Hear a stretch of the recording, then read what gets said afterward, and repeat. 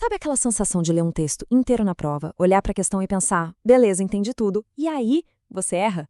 Pois é, você acha que sabe interpretar texto, a banca discorda e ela vai te provar isso agora. Interpretar em prova de concurso ou no Enem não é intuição, gente, é uma ciência exata. Vamos mergulhar nisso hoje e descobrir como enxergar exatamente as armadilhas que os examinadores escondem nas alternativas. O maior erro nas provas é o excesso de confiança. A gente lê rápido, acha a alternativa mais intuitiva, aquela que faz todo sentido no mundo real, e marca. Mas é aí que a banca te pega, porque o que é intuitivo, muitas vezes é tecnicamente incorreto segundo o texto. O objetivo desta análise de hoje é te dar as ferramentas exatas para decodificar essas questões. E para isso, a gente vai seguir este que é o nosso mapa mental da aprovação. Vamos passar rápido pela diferença entre compreensão e interpretação, como isolar o tema central, a lógica das inferências, o poder incrível das palavras gatilho, as pegadinhas mais frequentes e, no final, fazer uma revisão super rápida para fixar tudo. Bora lá? Então, ponto número 1. Compreensão versus interpretação. Essa é a regra de ouro das bancas. Entender essa diferença já resolve metade das suas questões. Olha só, a compreensão é literal. Se o enunciado diz segundo o texto ou o autor afirma, a resposta está ali na superfície. É como se você pudesse literalmente apontar o dedo para o papel e dizer, tá aqui. Já a interpretação é diferente. Quando a questão diz infere-se ou o texto sugere, a resposta não está escrita com todas as letras, mas é uma construção lógica que o texto autoriza você a fazer. E aqui vai o aviso mais importante de todos. Nunca, jamais, traga seus conhecimentos de fora da prova para preencher lacunas. O limite é o texto e ponto final. E isso nos leva ao nosso segundo ponto, identificando o tema central, que é o verdadeiro fio condutor de toda a leitura. Tem um teste muito prático e rápido aqui, que é a técnica do resumo de uma linha. Funciona assim: se você terminou de ler e não consegue resumir o texto inteiro mentalmente em uma única frase, é porque você ainda não pegou o cenário geral. Essa frase tem que explicar por que todas as outras informações secundárias estão ali. E as bancas são mestres em criar distrações com isso. Imagina que a gente está fazendo a resolução guiada de uma questão sobre os desafios do trabalho remoto pós-pandemia. A alternativa A pode destacar a queda de produtividade. Mas espera aí, isso é só um detalhe elevado a tema.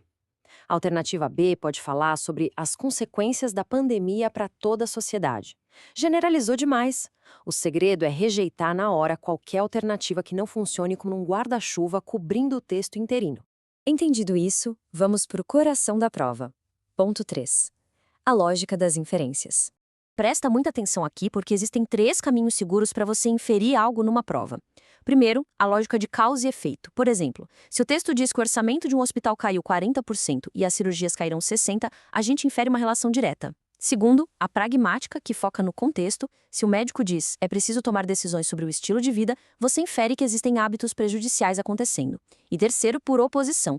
Se a frase é apenas os candidatos com documentos foram chamados, você infere na hora a eliminação de todos os outros. Mas lembra, toda inferência tem que estar ancorada no texto, nada de achismos. E agora a gente entra numa das partes mais valiosas desta aula. Ponto 4. Pressupostos e palavras gatilho. A informação escondida na gramática.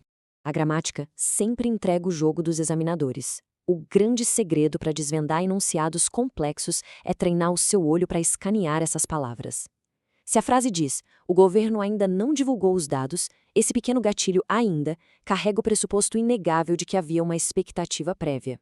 Se o texto fala que a taxa parou de cair, a palavra parou garante que ela caía antes.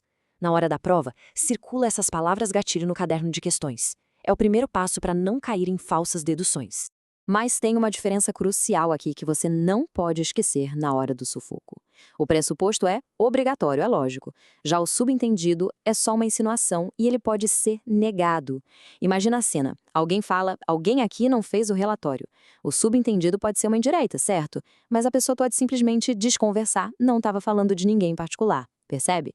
O subentendido é apenas uma intenção, ele tem escapatória. O pressuposto não, ele é uma regra gramatical impossível de negar. Bom, chegamos no manual do inimigo. Ponto 5. As armadilhas e pegadinhas frequentes.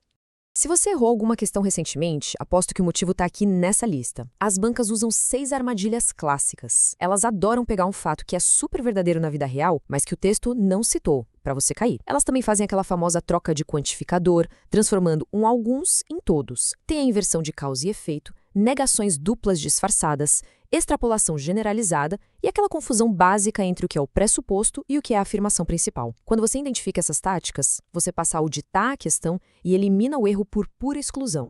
Salva essa parte agora, porque chegamos ao nosso ponto 6. Revisão rápida e direta, com nossos flashcards de aprovação. Flashcard 1. Compreensão. A resposta está sempre na superfície do texto. Você não precisa supor nada. Flashcard 2. Interpretação. É uma dedução estritamente autorizada pelas pistas, nunca um palpite da sua cabeça. Flashcard 3. Tema central. A técnica da frase única. Se focou só num detalhe, é pura distração da banca. Flashcard 4. Inferência válida. Precisa estar ancorada no texto. Ser possível no mundo real não basta se o texto não deu base. E o flashcard 5, pressupostos. Eles nascem de palavras gatilho e não podem ser negados, diferente do subentendido que é só uma intenção. E aí, sente que dá para gabaritar a próxima prova depois dessa análise? O domínio dessas técnicas transforma qualquer questão no caminho super previsível.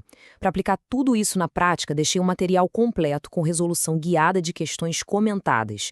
O link está na bio e também fixado nos comentários. O conhecimento técnico constrói a sorte, pessoal. E para a gente fechar, deixa essa provocação.